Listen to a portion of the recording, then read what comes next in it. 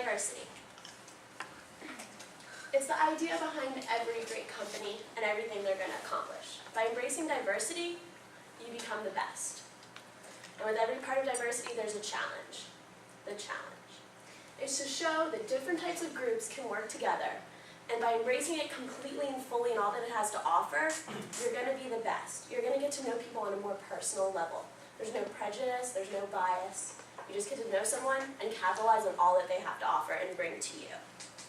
And generally, diversity is thought of in very generic terms: black, white, old, young, male, female.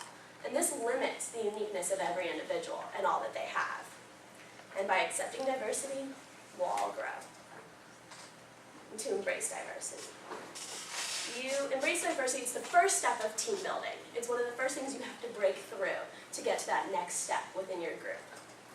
And within that team, it's a collection towards a common goal. I want to get to know all of you on a personal level, and if I'm worried about race or age or your gender, what you're going to think of me, I'm never going to follow that. And many times, companies such as UCF have a diversity statement or an equal opportunity statement, and different groups are mentioned, and they're guaranteed equal rights, but are only those groups guaranteed equal rights? Here's a little excerpt from UCF's diversity statement. Now, within those groups, there's gender, race, religion, but not every group is mentioned.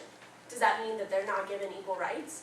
GLBT is not mentioned anywhere in the UCF's diversity statement. That is gay, lesbian, bisexual, and transgender. They are mentioned in UCF's faculty diversity statement. But since they're not here, does that mean that they cannot be hired based on that?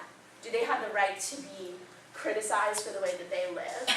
That's not true diversity, and that's not truly embracing someone for who they are and what they have to offer. And I feel that by accepting diversity, even if their own personal life may not match with yours, you really get to see who they are, and they'll see a different point of view than you'll see, and it'll make the company better. Bias and prejudice. Bias is deeply rooted within us, and it's something we've learned from experiences, what our parents have taught us, the people we grew up with, and the way we went to school. And we have to overcome diversity. It's by actively trying to welcome someone, actively taking an interest in their life and what they're doing to get to know them. And as lead scholars, it's up to us to really start that. It's up to us to show an example to our mentees, to other lead scholars. We were chosen as a group of leaders. This was an interview process that we competed for.